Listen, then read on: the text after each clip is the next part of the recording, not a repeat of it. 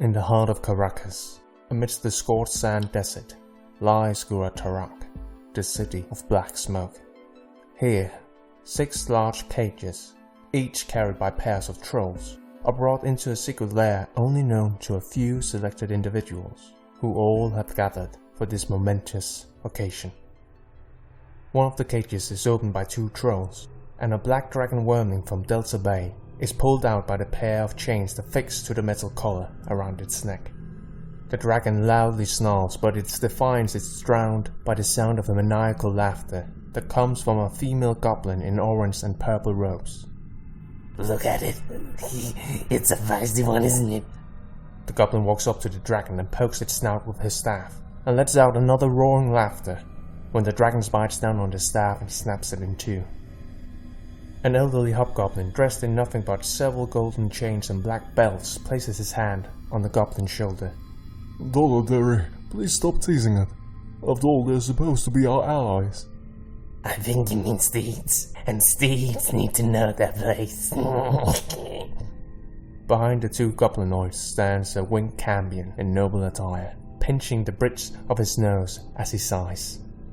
His eyes are shimmering crystal white, akin to opalescent diamonds, and his facial features are equally androgynous and pleasing to behold.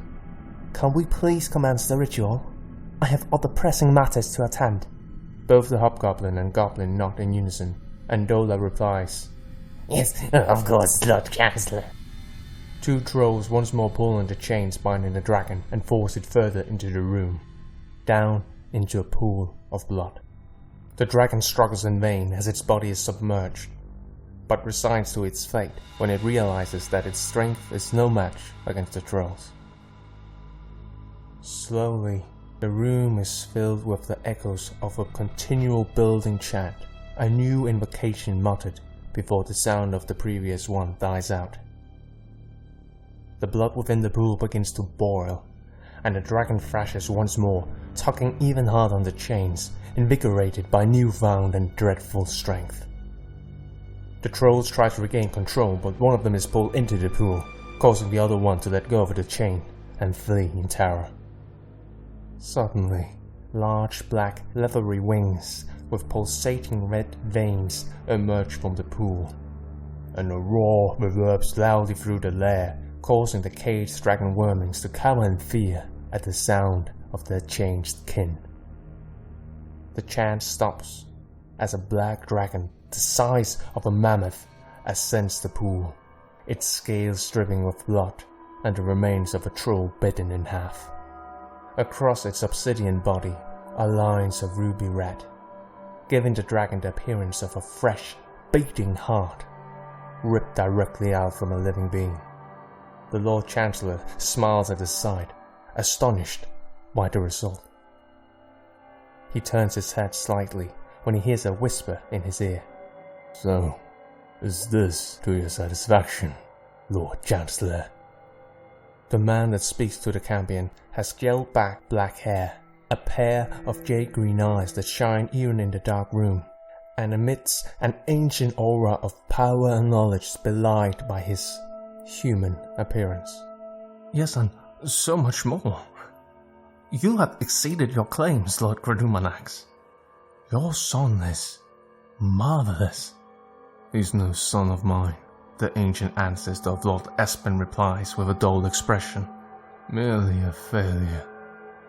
Whatever he may be, another voice interjects. He will now serve a greater purpose. Both the Lord Chancellor and Gradumanax turn around and kneel. Standing in front of them, his eyes are fixed on the dragon, is the true king and supreme general of Caracas, Tyrant Blackshield. Advanced age has marked his face with deep wrinkles and pale liver spots, and his once raven black hair is partially grey and missing at his temples. Nevertheless, Tyrant Blackshield is regality personified, and his presence demands attention and respect.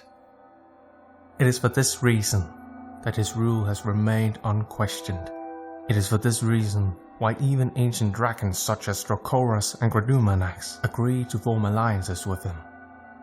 And it is for this reason that the Witch Queen has chosen him and no other to lead her march for conquest. Submit. Typhus Black Shield commands, and the adult dragon with crimson veins kneels in front of its new master, its mind a slave to his will. Thanks for listening. The intro music was by Fischer, whereas the outro music was by Martin Kerr. The other pieces which are mentioned in the description down below were by Kevin MacLeod. Be sure to like and subscribe, and we hope to see you again in Doraken.